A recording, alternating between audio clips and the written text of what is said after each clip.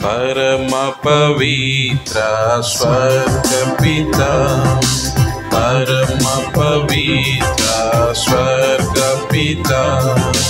जय प्रभु सर्व सदा, जय प्रभु सर्व सदा। युग युगमुలకు రక్షకుడా, युग युगमुలకు రక్షకుడా। మమ్ములను రక్షించితివి, మమ్ములను రక్షించితివి। నీవున్న ప్రభు పాపుల రక్షక, జై ప్రభు। నీవున్న ప్రభు పాపుల రక్షక, జై ప్రభు। ప్రేమ రూపినివే నన్ను ప్రేమించితివి, ప్రేమ రూపినివే నన్ను ప్రేమించితివి।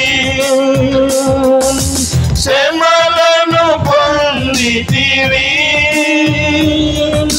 నీ ప్రేమ మూలమునా। శ్రమలను పొందితివి, నీ ప్రేమ మూలమునా। మమ్ములను రక్షించితివి, మమ్ములను రక్షించితివి। నీవున్న ప్రభు పాపుల రక్షక, జై ప్రభు। నీవున్న ప్రభు పాపుల రక్షక, జై ప్రభు। ప్రాణమిడి సిలువను నన్ను రక్షించితివి, ప్రాణమిడి సిలువను నన్ను రక్షించితివి। పాపము తీసితివి, నీ కృప ఉన్నతము। పాపము తీసితివి, నీ కృప ఉన్నతము। మమ్ములను రక్షించితివి, మమ్ములను రక్షించితివి। నీవున్న ప్రభు పాపుల రక్షక, జై ప్రభు। నీవున్న ప్రభు పాపుల రక్షక, జై ప్రభు। శత్రు సైతాను ఓడించితివి, శత్రు సైతాను ఓడించితివి। నీ మరణము వలన విమోచించితివి, నీ మరణము వలన విమోచించితివి। మమ్ములను రక్షించితివి, మమ్ములను రక్షించితివి। నీవున్న ప్రభు పాపుల రక్షక, జై ప్రభు। నీవున్న ప్రభు పాపుల రక్షక, జై ప్రభు। జై జై అని పాడి యేసునకే మహిమా, జై జై అని పాడి యేసునకే మహిమా। జై జై హల్లెలూయా, జై జై హల్లెలూయా।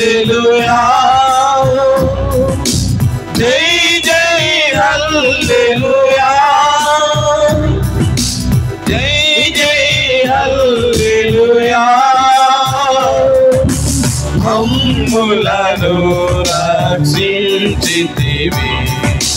మమ్ములను రక్షించితివి జీవన ప్రభు పాపుల రక్షక జై ప్రభు జీవన ప్రభు పాపుల రక్షక జై ప్రభు పరమ పవిత్ర స్వర్గ పితా పరమ పవిత్ర స్వర్గ పితా జై ప్రభు సర్వ సదా జై ప్రభు సర్వ సదా యుగ యుగములకు రక్షకుడా యుగ యుగములకు రక్షకుడా మమ్ములను రక్షించితివి మమ్ములను రక్షించితివి జీవన ప్రభు పాపుల రక్షక జై ప్రభు జీవన ప్రభు పాపుల రక్షక జై ప్రభు. దయచేసి కూర్చోండి.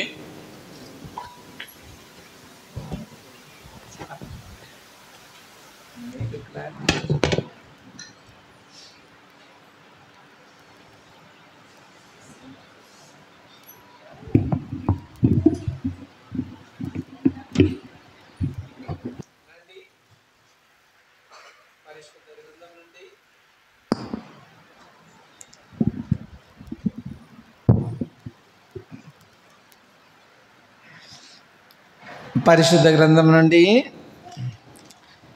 లూకా సువార్త 2వ అధ్యాయము 7వ వచనం. మరలా అదే వచనం చదువుకుందాం. బల్ల వర్తమానము కొరకై కూడా అదే మాటను మనం చదువుకుందాం. అందరం కలిసి చదువుకుందాం. పేజ్ నంబర్ 51 క్రొత్త నిబంధన గ్రంథంలో లూకా సువార్త 2వ అధ్యాయము 7వ వచనం. అందరం కలిసి చదువుకుందాం. తన తొలిచూలు కుమారుని కని పొత్తి గుడ్డలతో చుట్టి సత్రములో వారికి స్థలము లేనందున ఆయనను పశువుల తొట్టిలో పరుండబెట్టెను. మోకరించండి. చిన్న ప్రార్థన చేసుకొని తర్వాత లేఖనాలు కానీ. దయగలిగిన తండ్రి, కృపగలిగిన మా నాన్న, నీ బంగారు పాదపద్మములకు వందనములు, స్తుతులు, ఆరాధనలు చెల్లిస్తుంటున్నాం. ఇంతవరకు తండ్రి ఆరాధన వర్తమానం ద్వారా నీ దాసునితో నాతో మాట్లాడుతూ వచ్చావు, మా అందరితో మాట్లాడుతూ వచ్చావు దేవా. నీ ప్రజలు ఆరాధిస్తూ వచ్చారు వాక్యానుసారంగా. తిరిగి నాయన నీ బల్ల వర్తమానం కొరకు ఎదురు చూస్తుంటున్నా. నిలువబడిచిన దాసుని కాలిచ్చేయండి. నీ శిలువ చాటును మరుగుపరచండి. మీ యొక్క కొలతలేని ఆత్మను ప్రసాదింపజేయండి. మీ ఆత్మాభిషేకం అనుగ్రహిస్తురమ్మని నీ పాదములు పట్టుకుంటున్నా. మరి ఒకసారి ఇక్కడ చేరి వచ్చిన నీ ప్రియులందరి పాదముల కింద ధూళితో కూడా సమము కానటువంటి వాడిని తండ్రి, ఈ దినదాసుని జ్ఞాపకం చేసుకుంటూ రమ్మని నీ పాదములకు వందనాలు చెల్లిస్తూ ఉంటున్నాను. ప్రజలు మీవారు, వాక్యము మీది, నిలువబడిచి నీ దాసుడు నీవాడు. నీ దాసుని నీ సిలువ చాటును మరుగుపరచుమని నీ పాదములకు వందనాలు చెల్లిస్తూ ఉంటున్నాను. నిర్గమకాండము 4:12 ఆధారం చేసుకుంటున్నాను. లూకా 12:12 ఆధారం చేసుకుంటున్నాను. కీర్తనలు 81:10 ఆధారం చేసుకుంటున్నాను. ఇర్మియా 1:9 ఆధారం చేసుకుంటున్నాను. అయ్యా, కేవలం నీ వైపు చూస్తుంటున్నాను తండ్రి. మీ నోటికి బోరగా వాడుకుంటూ రమ్మని నీ పాదములు పట్టుకుంటూ ఈ బల్ల వర్తమానం ద్వారా నాకు మాకు సంఘమునకు కావలసిన హెచ్చరికలను తండ్రి మీరు మాకు అనుగ్రహించమని నీ పాదములు పట్టుకుంటూ నీ వైపు చూస్తూ, మాకు కాదు యెహోవా, మాకు కాదు, నీ కృపా సత్యములకే మహిమ కలుగునుగాక. ఈ రీతిగా నీ పాదములు పట్టుకుంటూ మహిమ ఘనత ప్రభావాలు మీకు చెల్లిస్తూ నీ నామనే చూస్తూ నన్ను తగ్గించుకుంటూ నజరేయుడైన యేసుక్రీస్తు నామమును బట్టి ప్రార్థించి బతిమాలు వేడుకుంటున్నాము తండ్రి. ఆమేన్.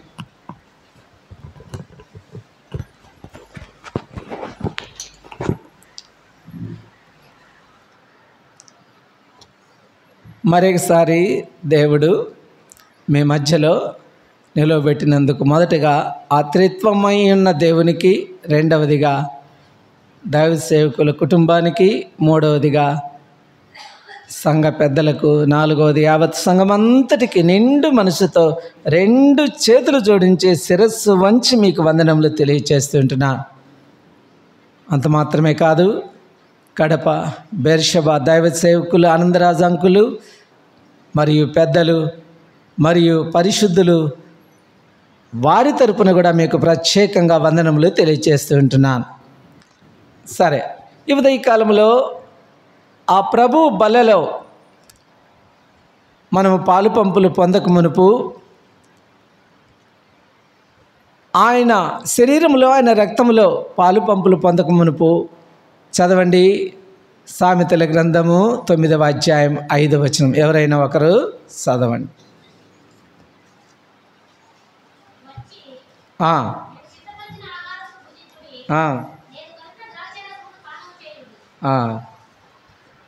కాబట్టి దేవుడే సిద్ధపరిచాడు. నేను సిద్ధపరిచినటువంటి ఆహారాన్ని మీరేం చేయాలి?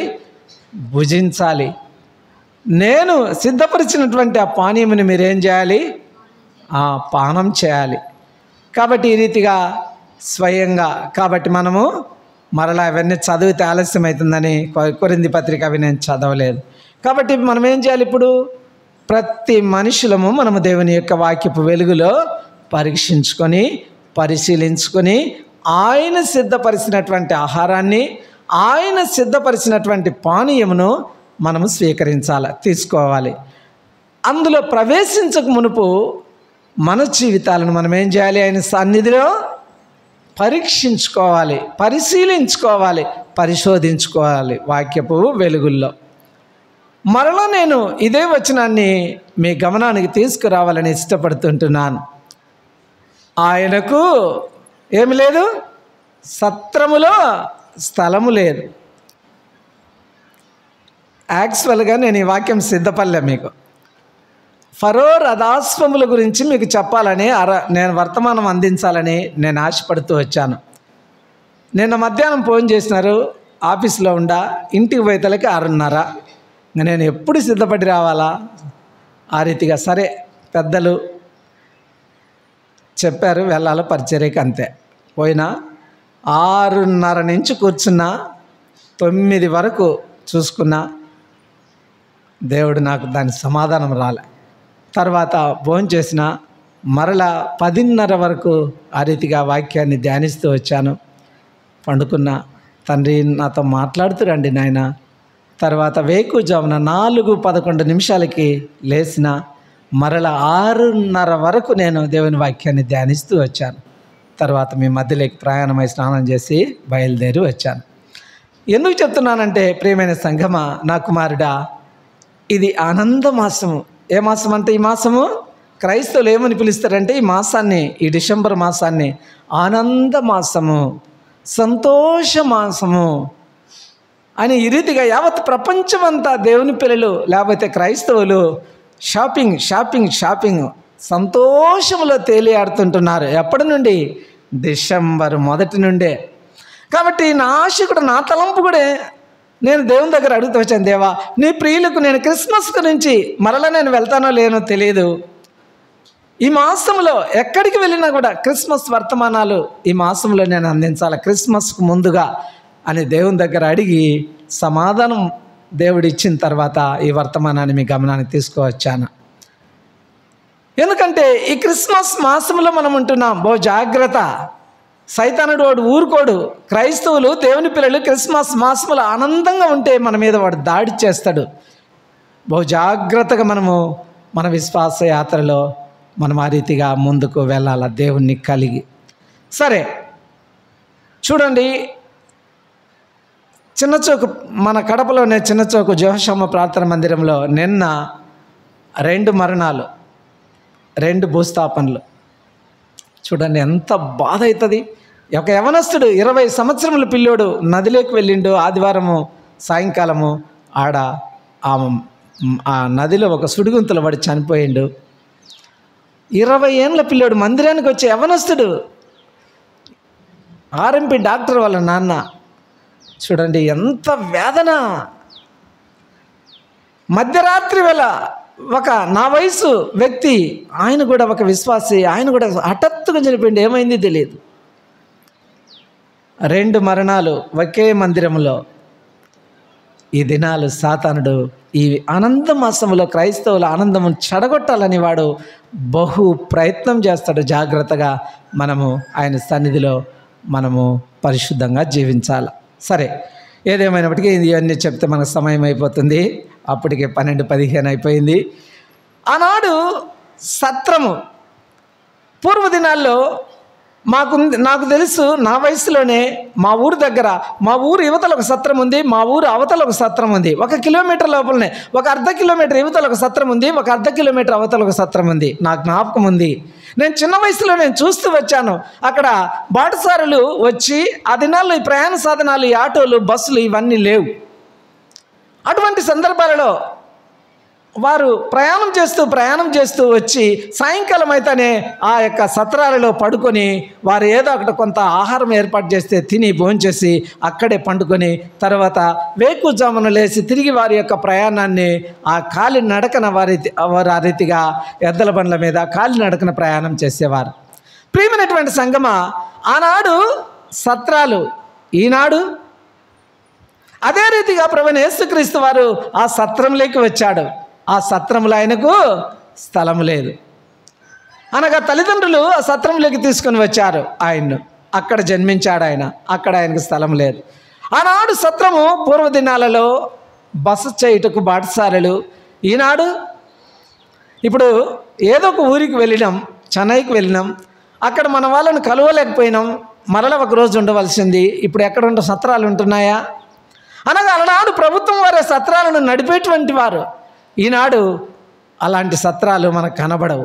ఆనాడు సత్రము, ఈనాడు లాడ్జీ, పూటకొల్ల ఇండ్లు. అదే అనగా మన అవసరాలు తీర్చుకుంటే దానికి కావలసిన ఏర్పాట్లన్నీ ఆ లాడ్జీలో ఉంటాయి. మనం డబ్బులు చెల్లించి తిరిగి మన ప్రయాణాన్ని అక్కడ చూసుకొని పనులు ముగించుకొని తిరిగి మనం రాగలం. ప్రియమైనటువంటి సంగమా, ఇది ఎందుకు జరిగిందంటే లూకా సువార్త 2వ అధ్యాయం 5వ వచనంలో ఐగుస్తు అనేటువంటి ఒక రాజు ప్రజాశంక వ్రాయమని ఆజ్ఞాపిస్తూ వచ్చాడు. ఆ సందర్భంలో ఈ ప్రజా సంఖ్యలో వ్రాయబడుటకు వారి పేర్లు కన్య మరియా అనగా యోసేపుకు ప్రదానం చేయబడినటువంటి మరియా, నిండు శూలాలు. అదే యోసేపు వారిద్దరు కూడా తమ సొంత గ్రామమైనటువంటి బెత్లెహేం అనేటువంటిది వాళ్ళ సొంత గ్రామము, ఆ దినాల్లో వాళ్ళ పూర్వీకులది. ఆ సంఖ్యలో వారి పేర్లు వ్రాయబడాలని, ఆ పేర్లు లిఖించబడాలని వారు ఆశ కలిగి, యూదులకు వారి పేర్లు అంటే ప్రజాసంఖ్య అంటే మహా ఇష్టం. వారి వంశావళిలో వారి పేరు ఉండాలని వారు ఎంతో తపన పడతారనమాట. నిండు శూలాలు, 9 మాసములు నిండినటువంటి శూలాలను, మరి దాదాపు నజరేతు నుండి బెత్లెహేముకు ఎన్ని కిలోమీటర్లు మనకు తెలియదు, వ్రాయబడలేదు. ఎన్ని దినాలు ప్రయాణం చేస్తూ వచ్చారో, యోసేపు ఆ తల్లిని ఎలా తీసుకుని వచ్చాడో, ఒక ఆరోగ్యవంతులు మరి నడవలేనటువంటి అంత దూరము ప్రయాణము ఎన్ని దినాలు నడుస్తూ వచ్చారో, ఆ తల్లికి కాళ్ళు వాశాయేమో, ఆ యోసేపు ఆ కాళ్ళను ఆ రీతిగా పితుకుతూ వచ్చాడు. ఆ నొప్పులను భరిస్తూ వచ్చింది ఆ తల్లి. ఆ రీతిగా వచ్చిన సందర్భంలో ఎక్కడ స్థలం లేదు. ప్రసవ వేదనలు వచ్చాయి, శాప గడియలు ప్రారంభమయ్యాయి. ఈ ప్రపంచంలో ప్రసవ వేదనకు మించినటువంటి ఆ యొక్క నొప్పులు, ఆ యొక్క మరి భయంకరమైనటువంటి వేదన ఈ ప్రపంచంలో మరి ఎక్కడటువంటి వేదన ఎక్కడ ఎదురు కాదనమాట. అంత భయంకరమైనటువంటి వేదన. స్త్రీకి ప్రసవ వేదన, మరో జన్మ. కొన్ని సందర్భాలలో బిడ్డకు జన్మనిచ్చిన తల్లి మరణిస్తుంది. అటువంటి భయంకరమైన శాప గడియలు. అటువంటి స్థలములో ఎక్కడ స్థలము లేదు. సత్రములో చివరికి అనగా అలనాడు ఆ బెత్లెహేము పట్టణంలో ప్రజాసంఘం రాయించేదానికి ప్రజలందరూ తండాలుగా వచ్చిండ్రు. ఆ పట్టణం బెత్లెహేము నిండిపోయింది. ఏ ఇంటిలో కూడా స్థలము లేదు. ఆ సత్రంలో ప్రభుత్వం వారు కొన్ని ఏర్పాట్లు చేస్తూ వచ్చారు. అయినప్పటికీ కూడా వారికి స్థలము దొరకలేదు. ప్రియమైనటువంటి సంఘమా, క్లుప్తంగా కొన్ని మాటలు చూసుకొని ముందుకు పోవాలి, మనకు సమయం చాలదు కనుక ఎందుకు సత్రములో స్థలము లేదు అనగా ఆ సత్రపు యజమానుడు, ఆ సత్రపు యొక్క అధికారి అనగా ప్రభుత్వం నడుపుతుంది ఆ సత్రము. చూస్తే చరిత్రలో రకరకాలుగా బైబిల్ పండితులు సెలవిస్తుంటున్నారు, దైవ సేవకులు కొంతమంది వీడియోలు కూడా పెడుతుంటున్నారు. అది ఎవరిదంట ఆ సత్రము? అది బోయజ్ గారి యొక్క కుటుంబము. రాను రాను బోయజ్ కుమారుడు ఎవరు? ఓబజ్జ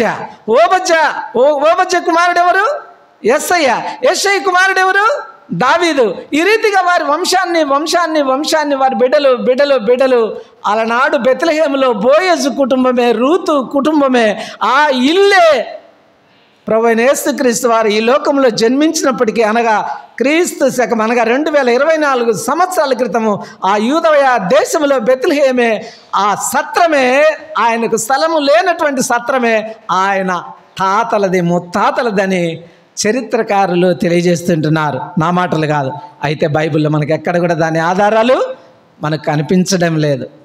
ఏది ఏమైనప్పటికీ ప్రియమైనటువంటి సంఘమా, సత్రములో ఆ సత్రపు యజమాని, సత్రం యొక్క అధికారి ఎందుకు స్థలము ఇవ్వలేకపోయాడంటే కొన్ని మాటలు 5 మాటలు చూసుకొని తర్వాత మన సమయాన్ని బట్టి మన వాక్యంలోకి ఎప్పుడు పోను చూద్దాం. త్వరగా మీరు ధ్యానించుకోండి, తర్వాత మనం చూద్దాం. మొదటి పత్రిక 3వ అధ్యాయం 16వ వచనంలో వ్రాయబడింది. చదవండి, ఎవరైనా చదవండి ఆ మాటను.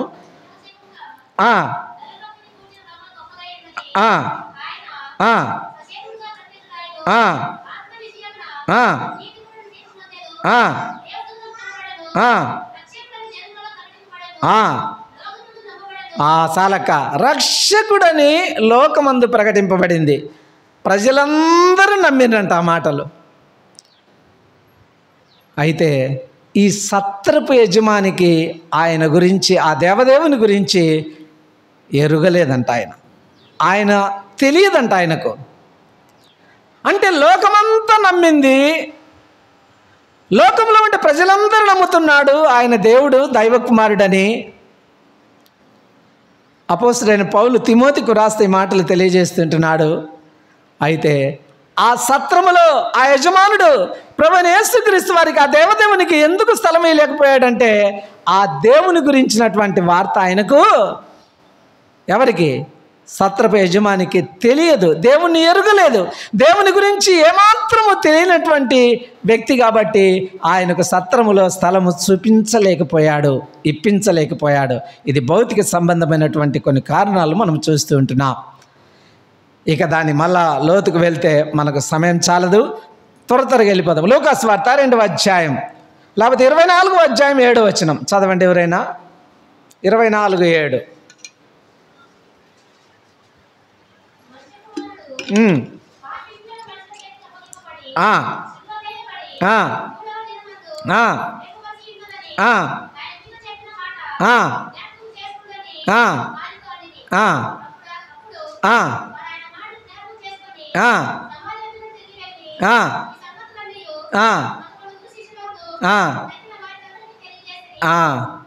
చాలా వెన్న చదివితే లేట్ అవుతుంది.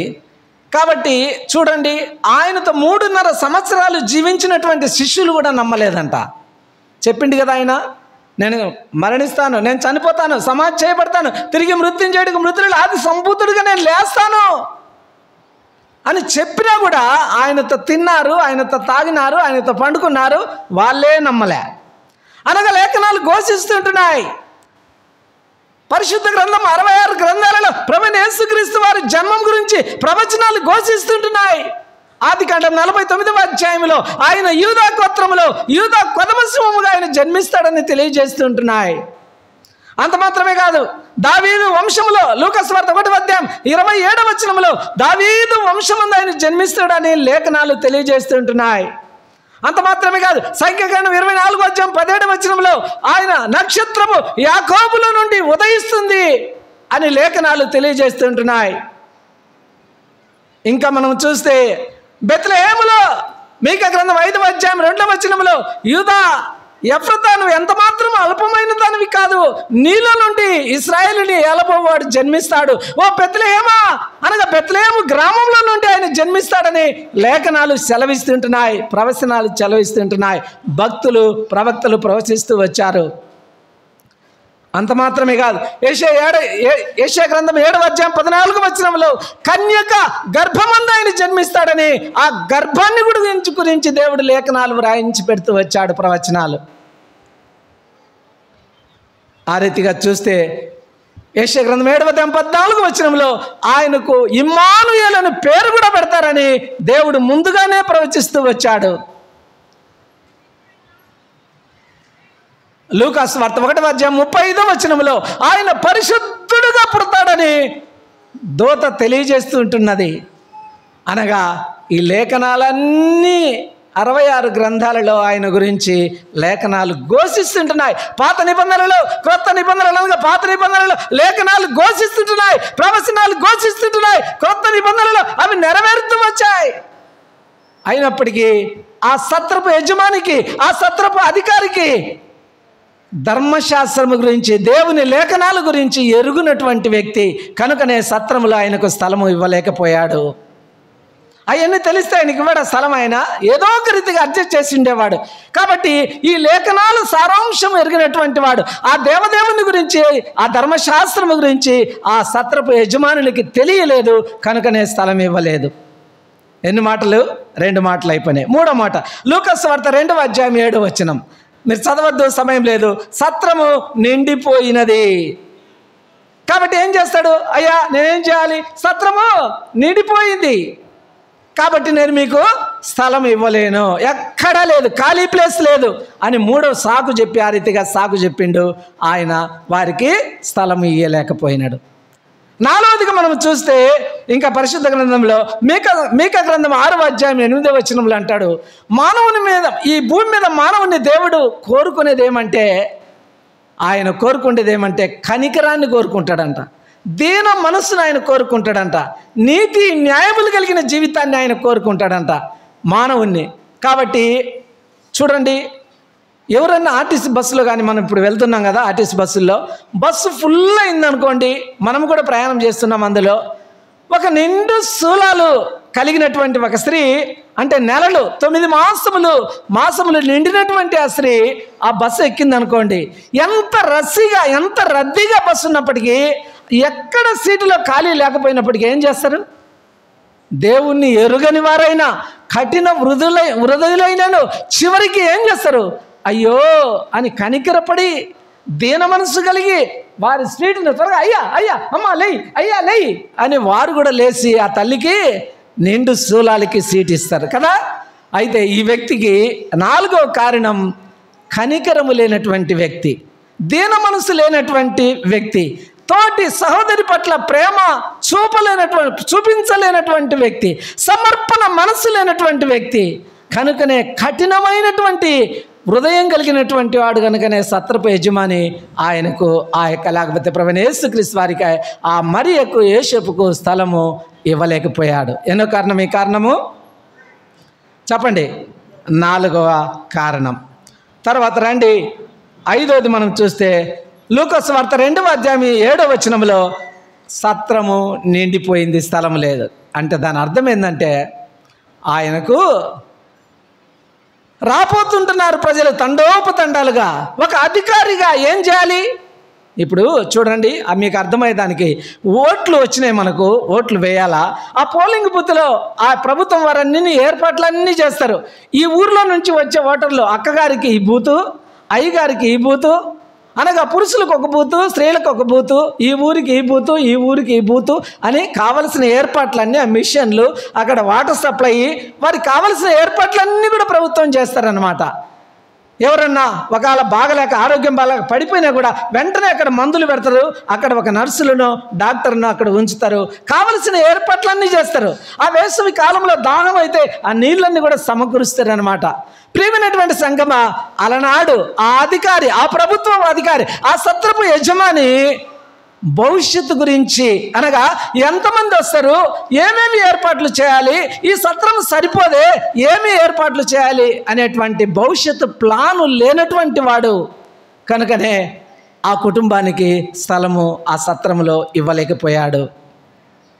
ఎన్ని మాటలు చెప్పండి, త్వరగా మనకు టైం అయిపోతుంది. మెయిన్ వర్తమానంలోకి నేను వెళ్ళలే ఇంకా. 5 సందర్భాలను బట్టి, 5 భౌతిక సంబంధమైన విషయాలను బట్టి అతడు దేవుని ఎరుగలేదు కనుక స్థలం ఇవ్వలేదు. అతడు దేవుని లేఖనాలు, ధర్మశాస్త్రం ఎరుగలేదు కనుక దేవునికి స్థలం వేయలేదు ఆ కుటుంబానికి. తర్వాత 3వదిగా సత్రము నిండిపోయింది, అది భౌతికంగా చూపించి అతనికి స్థలం వేయలేకపోయాడు. 4వదిగా కనికరము, దీన మనసు, ఆ యొక్క దయలేనటువంటి కఠినమైనటువంటి హృదయం గలవాడు కనుక ఆయన సత్రంలో లేకపోయినా తన కుటుంబంలో ఉన్న నిండు శూలాలను గురించి స్థలం ఇవ్వాలి, అవి లేవు కనుకనే స్థలం ఇవ్వలేదు. 5వది చివరిది, ఆయన భవిష్యత్తు గురించి ప్లాన్ లేనటువంటి వాడు, ఏమేమి ఏర్పాట్లు చేయాలా, ఎంతమంది వచ్చారనేటువంటి విషయము ఎరుగునటువంటి అధికారి.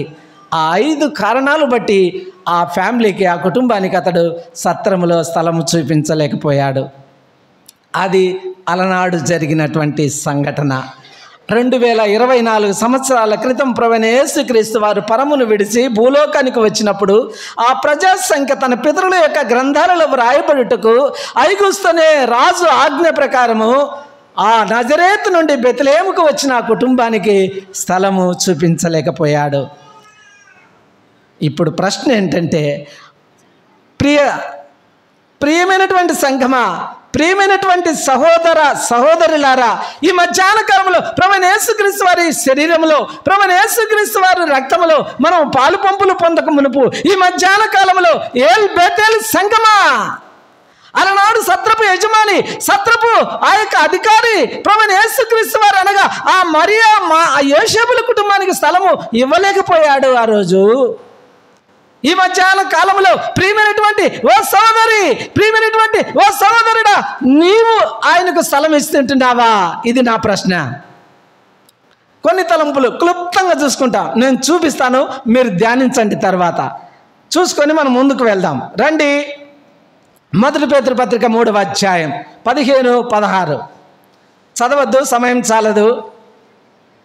1 పేతురు పత్రిక 3వ అధ్యాయం 15-16 వచనాల్లో ఏముందంటే, తర్వాత చదువుకోండి. నీ హృదయములో ఆయనకు స్థలం ఇవ్వాలి. ప్రియమైనటువంటి సంగమా, మన హృదయాల్లో క్రీస్తును ప్రతిష్ఠించాలి, అక్కడ స్థలం ఇవ్వాలని ఉండదు. మీరు అట్లా అపార్థం చేసుకోవద్దు లేఖనాలు. మీరు ధ్యానించండి, మీకు తెలియకపోతే ఆత్మీయులను అడిగి తెలుసుకోండి. అక్కడ ఏముందంటే, క్రీస్తును మీ హృదయాలలో ప్రతిష్ఠించుడి అనే మాట ఉంది. దాని అర్థం ఏంటంటే, మీ హృదయాలలో క్రీస్తుకు చోటు ఇవ్వాలి, స్థలం ఇవ్వాలి అని అర్థం. కాబట్టి ఈ మధ్యాహ్న కాలంలో ప్రియమైనటువంటి ఓ సంఘమా, ప్రియమైనటువంటి ఓ దేవుని పిల్లలారా, ప్రియమైనటువంటి ఓ ఆత్మీయ తల్లిదండ్రులారా, ప్రియమైనటువంటి ఓ యవ్వన బిడ్డలారా, నీ హృదయంలో ఆయనకు స్థలం ఉందా? ఈ మధ్యాహ్న కాలంలో యోగ్యమైన విధానములు ఆయన శరీరంలో పాలు పంపులు పొందక మునుపు, యోగ్యమైన విధానములు ఆయన రక్తంలో పాలు పంపులు పొందక మునుపు, ఆయన సిద్ధపరిచిన భోజనంలో, ఆయన సిద్ధపరిచిన పానీయంలో నువ్వు ప్రవేశించక ముందు నీ హృదయంలో ఆయనకు ఈ మధ్యాహ్న కాలంలో చోటు ఉందా, స్థలం ఉందా? మనం ఇస్తుంటున్నామా? ఈ హృదయం భయంకరమైంది. ఇది ఈ హృదయాన్ని గురించి పరిశుద్ధ గ్రంథం సెలవిస్తుంది. కీర్తన గ్రంథం 66వ అధ్యాయం 18వ వచనం, పాప హృదయము. ఇర్మియా గ్రంథం 17వ అధ్యాయం 9వ వచనం, మోసకరమైన హృదయము. నిర్గమకాండం 7వ అధ్యాయం 3వ వచనము, కఠినమైన హృదయము. సామెతల గ్రంథం 6వ అధ్యాయం 14వ వచనం, మూర్ఖ హృదయము. 2వ దినవృత్తాంతముల గ్రంథం 32:26వ వచనంలో అది గర్వముతో కూడినటువంటి హృదయము. కీర్తన గ్రంథం 131వ అధ్యాయం 1వ వచనము, అహంకారమైనటువంటి హృదయము. అపొస్తలుల కార్యములు 28వ అధ్యాయం 27వ వచనం, క్రొవ్విన హృదయము. ఎన్ని హృదయాలంట? ఎలాంటిది మానవుడి యొక్క హృదయము? ఒకప్పుడు దేవుని సన్నిధి ఎరుగక మునుపు ఇలాంటి ఇంకా చాలా ఉన్నాయి, అవన్నీ చెప్తే మనకు సమయం చాలదు. 7 రకాలైనటువంటి అవలక్షణములతో నిండినటువంటిది మానవుని యొక్క హృదయం. చెప్పండి, ఏ హృదయము? పాప హృదయము, మోసకరమైన హృదయము, కఠినమైన హృదయము, మూర్ఖమైన హృదయము, గర్వముతో కూడిన హృదయము, అహంకారముతో కూడిన హృదయము, క్రొవ్వినటువంటి హృదయం అంట.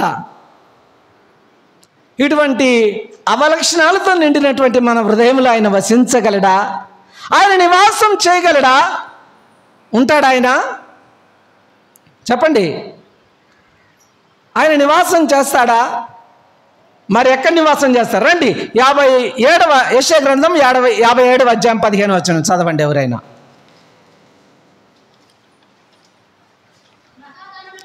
ఆ ఆ ఆ ఆ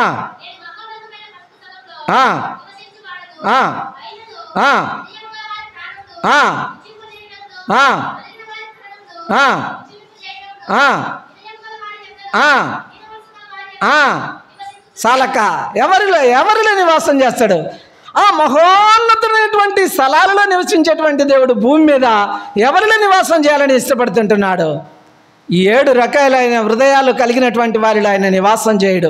మరి ఎవరిలో చేస్తాడంటే ఎవరైతే విరిగిపోతారో, ఎవరైతే నలిగిపోతారో, ఎవరైతే వినయం గల వారిగా ఉంటారో, ఎవరైతే దీన మనస్కులై ఉంటారో వాళ్ళల్లో, వారి హృదయాలలో ఆయన నివాసం చేయాలని ఇష్టపడుతుంటున్నాడు. అందుకే సామెతల గ్రంథం 23వ అధ్యాయం 26వ వచనంలో అంటున్నాడు, నా కుమారుడా నీ హృదయం నాకిమ్ము. ఈ మధ్యాహ్న కాలంలో అడుగుతుంటున్నాడు, ప్రియమైన సంగమా నా కుమార్తె నీ హృదయం నాకిమ్ము, అందులో నేను నివాసం చేస్తుంటున్నా. ఈ మధ్యాహ్న కాలంలో ప్రియమైన సంగమా మాసములు గడిచిపోతుంటున్నాయి, రోజులు గడిచిపోతుంటున్నాయి, వారములు గడిచిపోతుంటున్నాయి, సంవత్సరములు గడిచిపోతుంటున్నాయి. నీ హృదయంలో ఆయనకు చోటుందా? అలనాడు సత్రపు యజమాని ఆ కుటుంబానికి స్థలము చూపించలేకపోయాడు సత్రములో. ఈనాడు ప్రియమైన సంగమా నీ హృదయం అనే ఆ ఆలయంలో ఆయన వసించాలని ఇష్టపడుతుంటున్నాడు. నీ హృదయంలో ఆయనకు చోటుందా? వినయం అంటే నీ హృదయంలో ఉందా? విరిగిపోయిన హృదయం నువ్వు కలిగి ఉంటున్నావా? లేకపోతే నలిగినటువంటి హృదయం నువ్వు కలిగి ఉంటున్నావా? అలాంటి వారి యొద్దనే దీన మనసు నువ్వు కలిగి ఉంటేనే నీ సన్నిధిలో నీ హృదయంలో నేను నివాసం చేస్తున్నాను అని దేవుడు సెలవిస్తుంటున్నాడు. ఈ మధ్యాహ్న కాలంలో పరీక్షించుకుందాం. దేవా, అనేక సందర్భాలలో తండ్రి నేను మోసపు హృదయం కలిగినటువంటి దానను వాడనయ్యా. అనేక సందర్భాలలో నా హృదయం గర్వముతో కూడుకున్నదయ్యా. అనేక సందర్భాలలో నా హృదయం మూర్ఖమైనదయ్యా. అనేక సందర్భాలలో నా హృదయం పాప సంబంధమైనదయ్యా. అనేక సందర్భాలలో నా హృదయం క్రొవ్విపోయినదయ్యా. దేవా నన్ను క్షమించు, నీ సిలువ రక్తంతో కడుగు అయ్యా. నీ వినయాన్ని నాకు అనుగ్రహించయ్యా. అయ్యా నీ నలిగిపోయిన జీవితాన్ని నాకు అనుగ్రహించయ్యా. అయ్యా నీ దీన మనసును నాకు అనుగ్రహించయ్యా. అటువంటి మెత్తని హృదయాన్ని నాకు అనుగ్రహించయ్యా. నా హృదయంలో వసించయ్యా అని పశ్చాత్తాపడి ప్రాధేయపడి ఆ రీతిగా యోగ్యమైన విధానంలో బలలో పాలు పంపులు పొందాం. లూదియా తుయితైర పట్టణస్థురాలు లూకాస్ మరి అపోస్తల కార్యములు 17వ అధ్యాయంలో మనం చూస్తుంటున్నాం. క్షమించండి 17 కాదు 16వ అధ్యాయంలో 14వ వచనంలో మనం చూస్తూ ఉంటున్నాం. ఆమె తన హృదయాన్ని తెరిచిందంట, దేవునికి స్థలం ఇచ్చిందంట. మరి మనం ఇస్తామా? ఈ మధ్యాహ్న కాలంలో నీ హృదయాన్ని కూడా శుద్ధి చేసుకో, పరిశుద్ధపరచుకో. ఆ పరిశుద్ధుడు నీ హృదయంలో వసించాలంటే నీ హృదయం పరిశుద్ధంగా ఉండాలా. నీ హృదయం వినయముతో కూడిందిగా ఉండాలా. నీ హృదయం దీన మనసుతో కూడిందిగా ఉండాలా. నీ హృదయం విరిగిపోయినలాగా ఉండాలా, నలిగిపోయిన దానిగా ఉండాలా, తగ్గించుకోనాలా. అప్పుడే నీ యొక్క హృదయంలో ఆయన వసించాలని అలనాడు లూదియా హృదయం తెరిచింది అపోస్తలుడైన పౌలు బోధకు. ఈనాడు మనము కూడా ఆయన స్వరాన్ని విని మన హృదయాన్ని తెరిచి ఆయన చేర్చుకోవాలి. లేకపోతే మన జీవితము సంవత్సరాలేమో పోతాంటాయి, మన హృదయం మారకుండా అట్లనే ఉంటుంది, ప్రయోజనం లేదు. ఆ సత్రపు యజమానులాగా మనం కూడా మిగిలిపోతాం.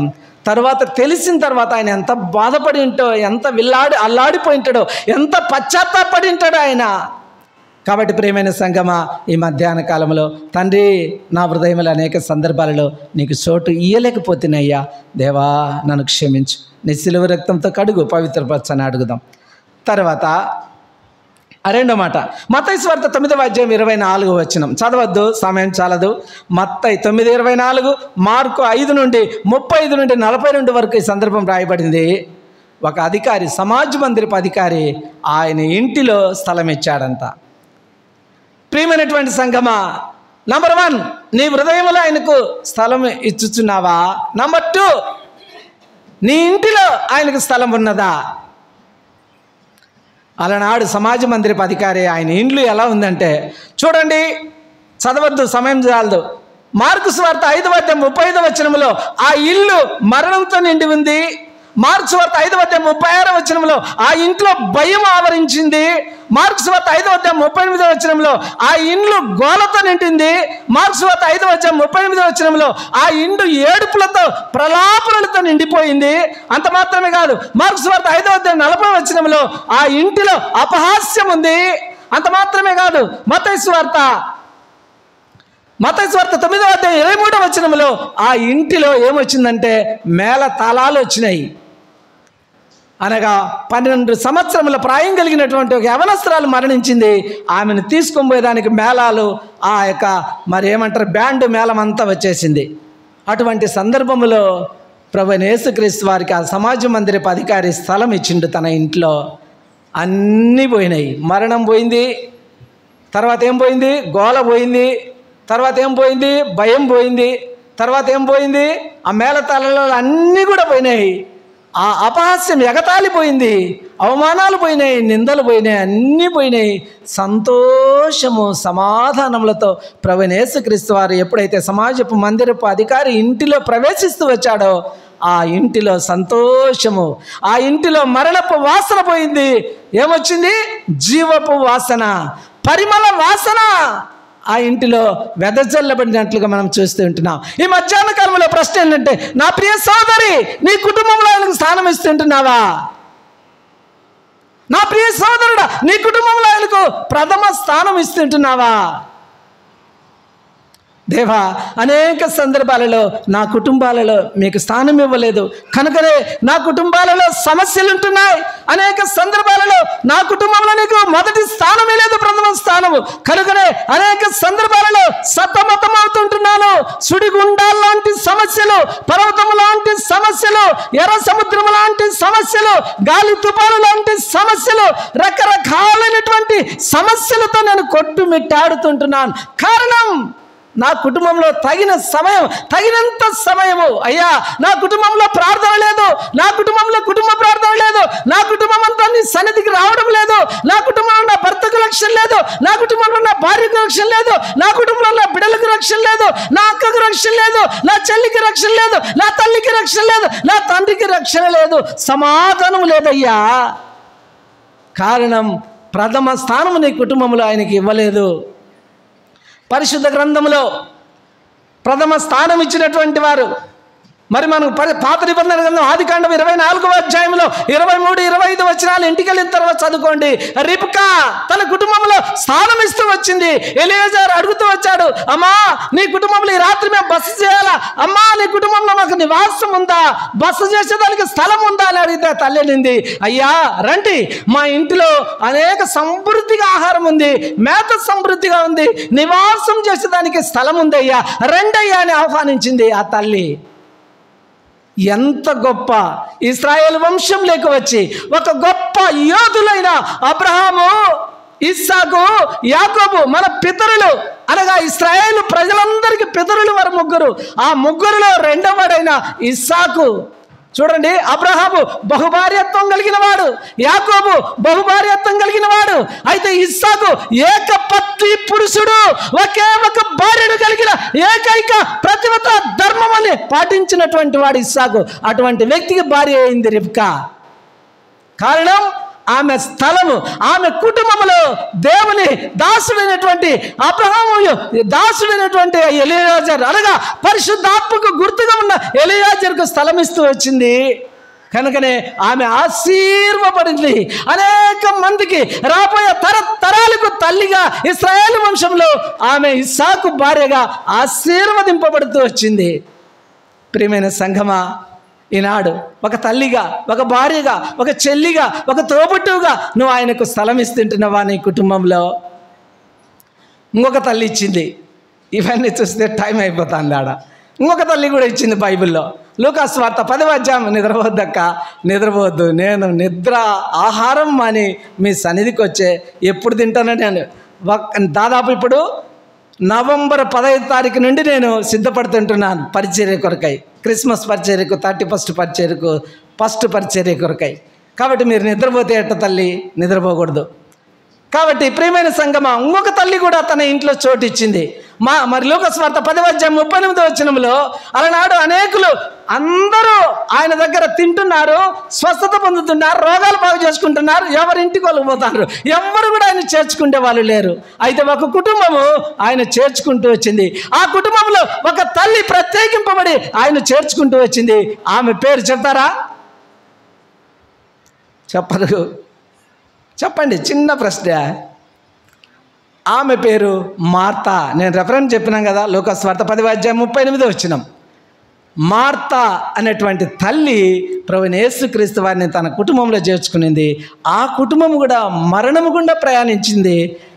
ఆ తల్లి చేర్చుకున్న కారణాన ఆ మరియ తన చెల్లి యేసు పాదముల యొద్ద, ఆ రీతిగా అక్క మరి చెల్లో ఆయన పాదములు పట్టుకొని విడవకుండా ఉండ కారణాన అనేక సందర్భాలు ఆ ప్రాంతాన్ని దర్శించినప్పుడు ఆ బేతనియా గ్రామంలో ఆ కుటుంబాన్ని దాటిపోయేవాడుగా దేవుడు, దేవునికి వాళ్ళు ఆతిథ్యం ఇచ్చినటువంటి వారు కనుకనే మరణము నుండి తన తమ్ముడైనటువంటి ఆ మార్తా మరియల తమ్ముడైన లాజర్ను ఆయన లేపినట్లుగా ఆనాడు ప్రపంచమంతా ఒక అద్భుత కార్యం జరిగినట్లుగా 4 రోజులు సమాధిలో కుళ్ళిపోయినటువంటి లాజర్ను బయటికి తీసుకొని వచ్చి సజీవుడిగా వారికి అప్పగించినట్లుగా మనం చూస్తూ ఉంటున్నాం.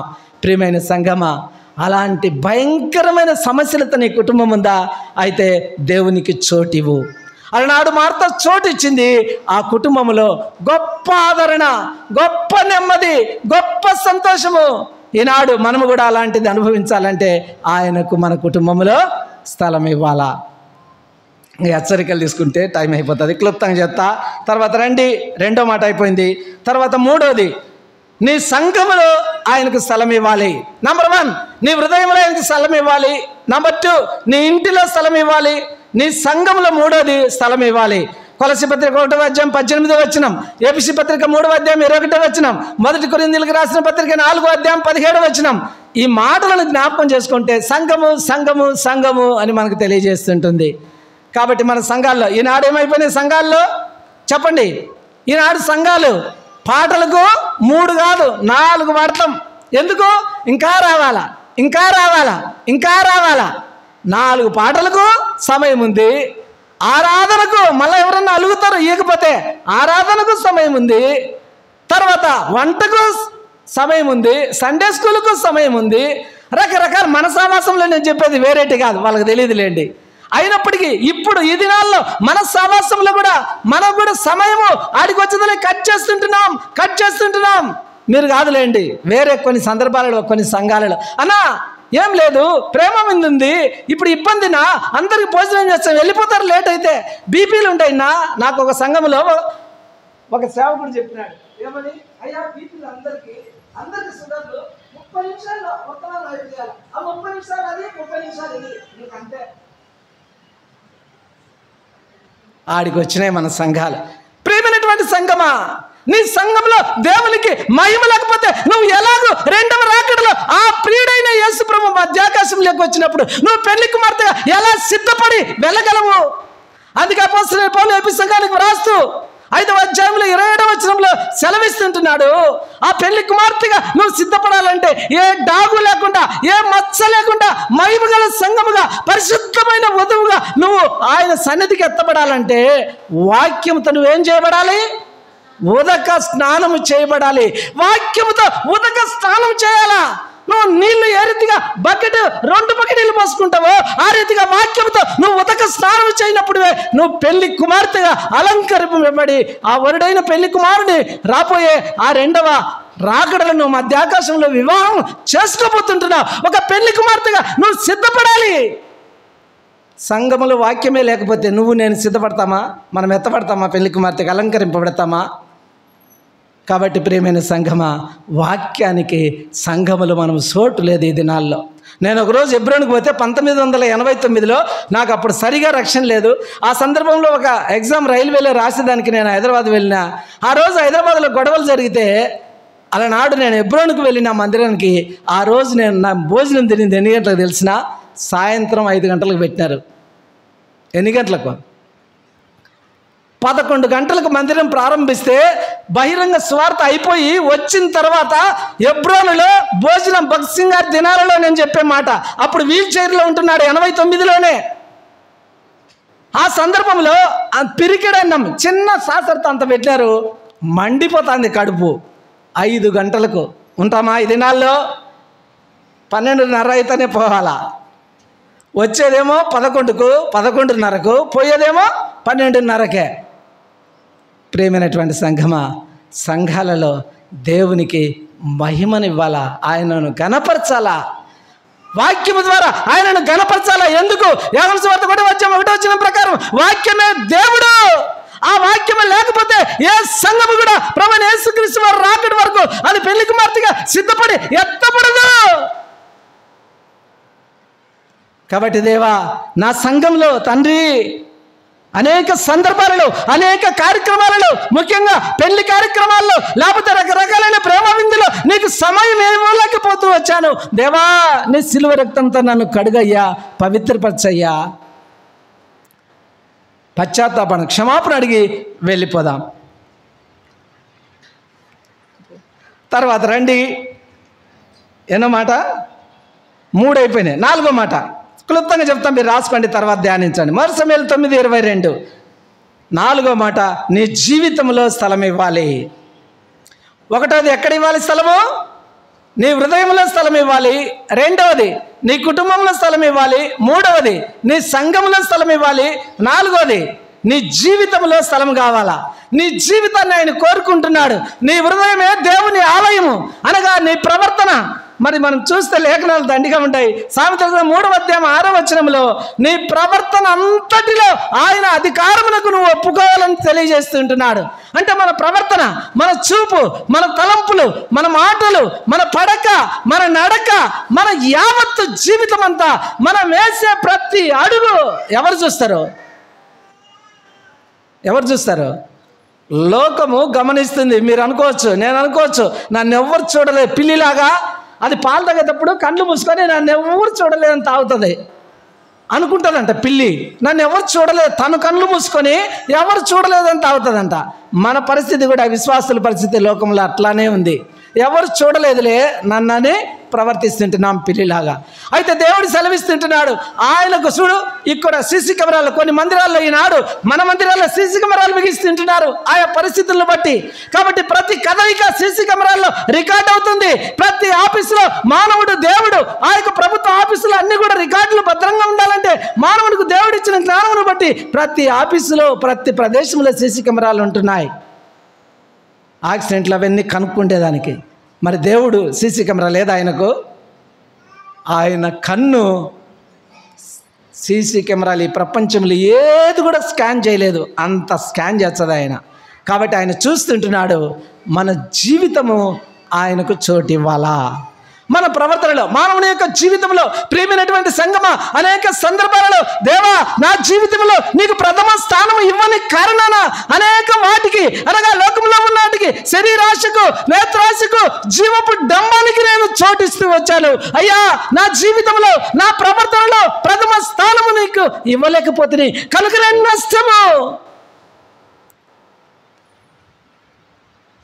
దేవుని కంటే నువ్వు ఎక్కువగా దేనికి చోటు ఇచ్చినా కూడా నీ జీవితం వ్యర్థమైపోతుంది. ప్రియమైనటువంటి సంగమా, ఈ మధ్యాహ్న కాలంలో దేవుడు నీ జీవితంలోకి రావాలని, నీ హృదయంలోకి రావాలని, నీ దేహమే దేవుని ఆలయము, ఆ దేహంలో ఉన్న అవయములన్నీ కూడా పరిశుద్ధంగా ఉంటేనే ఆ దేవుడు నీలో వసిస్తాడు.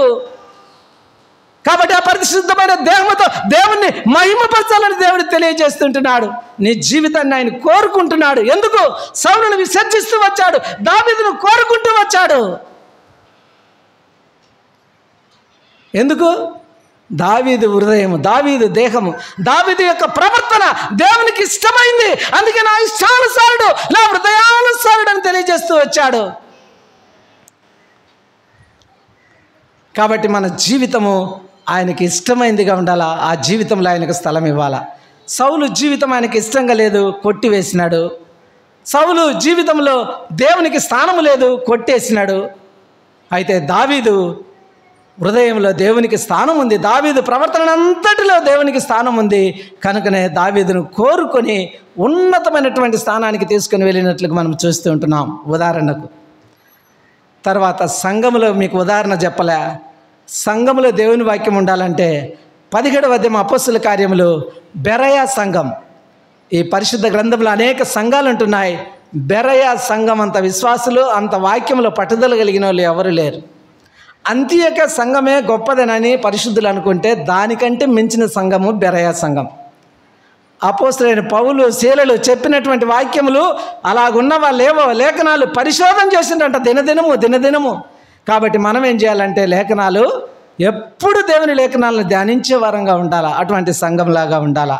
కాబట్టి దావీదు లాంటి హృదయం కలిగినటువంటి వారు, దావీదు లాంటి జీవితము ఆయనకి ఇష్టమైన విధానంలో బ్రతికే వారంగా ఉండాలా.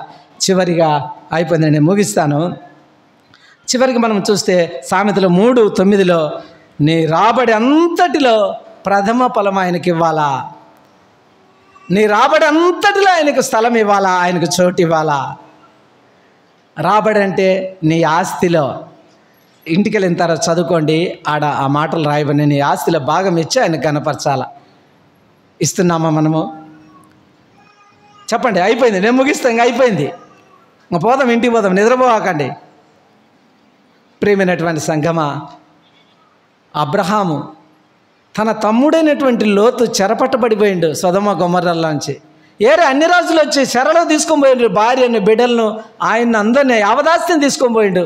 ఆ వార్త తెలిసి అబ్రహాము దేవుని సన్నిధిలో కనిపెట్టి తన ఇంట పుట్టి అలవర్చబడిన 318 మంది, అబ్రహాము చూడు ఎంత గొప్ప భక్తుడు, 318 మందిని ఎంట పెట్టుకొని ఆ రాజులందరినీ తరిమి ఓడించి తన తమ్ముడైన లోతు యొక్క భార్యను, బిడ్డలను, ఆస్తి యావదాస్తిని తీసుకొని రిటర్న్ వచ్చేటప్పుడు అప్పుడు ఆ షాలేము రాజు, ఆ మెల్కి షెదకు, ఆ యొక్క ప్రధాన యాజకుడు ఆ రొట్టె, ద్రాక్షరసం తీసుకుని వచ్చి అబ్రహాంకి ఇచ్చినప్పుడు అప్పుడు ఆయన దాన్ని తీసుకున్నప్పుడు ఆశీర్వదిస్తే అప్పుడు అబ్రహాం ఏం చేసినాడు? ఇవన్నీ ఆదికాండం 14వ అధ్యాయం 18 నుండి 21 వరకు వచనాలు మీరు ఇంటికి వెళ్ళిన తర్వాత చదువుకోండి. అబ్రహాము తన యావదాస్తిలో అతనికి, ఎవరికి? ఆ ప్రధాన యాజకునికి, ఆ మెల్కి షెదకుకు, ఆయన షాలేము రాజుకు ఆయన ప్రవణేసుక్రీస్తువారు, ఆ మెల్కి షెదక ప్రవణేసుక్రీస్తువారు అలనాడు ప్రధాన యాజకుడిగా వస్తే అబ్రహాముకి ఎదురైతే ఆశీర్వదిస్తే, రొట్టె రసము ద్రాక్షరసం అందిస్తే అప్పుడు దాన్ని తీసుకొని తన యావదాస్తిలో అబ్రహాము 10వ భాగం ఇచ్చి ఆయన గణపరిచినట్లు మనం చూస్తూ ఉంటున్నాం. అందుకే అబ్రహాము ఈనాడు ప్రపంచానికి ఆశీర్వాదంగా మారిపోయిండు. అబ్రహాము అంత గొప్ప బలవంతుడు, అన్ని విషయాలలో అబ్రహాముని దేవుడు ఆశీర్వదిస్తూ వచ్చాడు. కారణం ఆయన యావదాస్తిలో దేవునికి భాగం ఇస్తూ వచ్చాడు.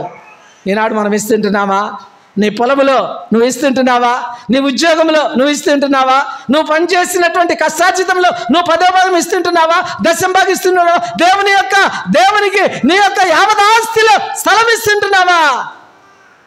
అందుకే అంటాడు మలాకి గ్రంథం 3వ అధ్యాయం 10వ వచనంలో అంటాడు 10-11 నా మందిరంలో ఆహారం ఉండినట్లు, ఓ నా పిల్లలారా నా మందిరానికి 10వ భాగం తీసుకురండి, నా మందిరంలో 10వ భాగం మీరు వేయండి. నువ్వు ఎటువంటి పరిస్థితిలో ఉన్నా నా భాగం నాకు ఇచ్చినప్పుడు నేనేం చేస్తా? ఆకాశపు వాకిండ్లను విప్పి పట్టజాలనంత విస్తారమైనటువంటి దీవెనలు నీ మీద, నీ కుటుంబం మీద, నీ బిడ్డల మీద, నీ భర్త మీద నేను కుమ్మరిస్తాను. ఎప్పుడు? నీ ఆపదాస్తులను 10వ భాగం ప్రథమ స్థానము దేవునికి ఇస్తే అప్పుడు నిన్ను ఆశీర్వదిస్తానని దేవుడు తెలియజేస్తుంటున్నాడు. చెప్పండి, అయిపోయింది, నేను ముగిస్తాను. చెప్పండి. నెంబర్ 1, ఎక్కడ స్థలము? ఆ సత్రపు యజమాని 5 విషయాల్లో లేకపోయాడు భౌతికంగా. ఈనాడు మనము విశ్వాసులముగా, క్రైస్తవులముగా ఆ దేవునికి ఎందుకు ఆయన పరలోకం విడిచిపెట్టి భూమి మీదకి వచ్చిండు? సత్రంలో స్థలం లేదంటే ఇప్పుడు నీ హృదయంలో ఆయనకు స్థలమే ఇస్తుంటున్నావా? నెంబర్ 2, నీ కుటుంబంలో ఆయనకు స్థలం ఇస్తుంటున్నావా? నెంబర్ 3, నీ కుటుంబం, నీ యొక్క సంఘంలో ఆయనకు స్థలం ఇస్తుంటున్నావా? నెంబర్ 4, నీ జీవితంలో ఆయనకు స్థలం ఇస్తుంటున్నావా? నెంబర్ 5, నీ రాబడి అంతట్లో నీ యావదాస్తిలో ఆయనకు స్థలం ఇస్తుంటున్నావా? పరీక్షించుకొని, పరిశీలించుకొని యోగ్యమైన విధానంలో ఆయన ఆ కల్వరి శిలువలో మరణించి రొట్టె రూపంలో, ద్రాక్షరస రూపంలో మన మధ్యలోకి వచ్చాడు. ఈ 5 విషయాలలో నేను తప్పిపోయాను దేవా, నన్ను క్షమించని పశ్చాత్తాపడి ఆయన రక్తాన్ని ఆశ్రయించి కోరుకొని కడుక్కొని శుద్ధీకరించబడి ఆ రీతిగా యోగ్యమైన విధానంలో ఆ బలిలో పాలు పంపులు పొందదుముగాక. మోకరించుదాం. వాక్య వెలుగులో మన జీవితాలు మనం పరీక్షించుకొని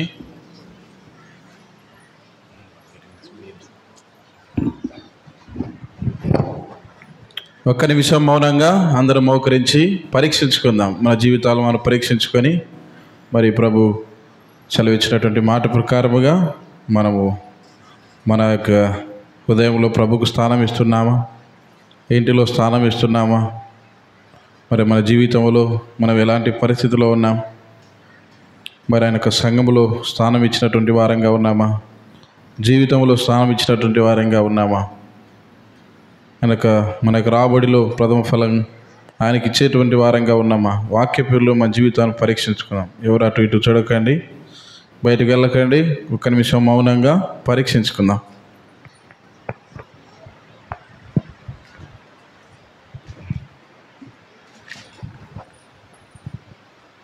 నేను మీకు అప్పగించిన దానిని ప్రభు వలన పొంది తిని, ప్రభునేసు తను అప్పగింపబడిన రాత్రి ఒక రొట్టెను ఎత్తుకొని కృతజ్ఞతాస్తులు చెల్లించి దానిని విరిచి, ఇది నా కొరకైన, ఇది మీ కొరకైన నా శరీరము,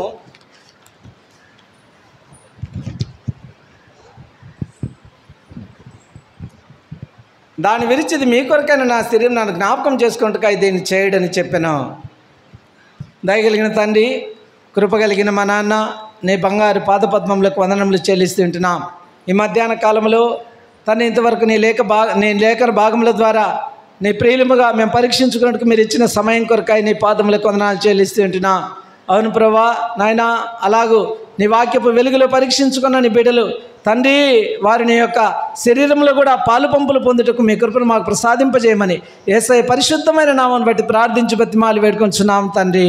ఆమేన్.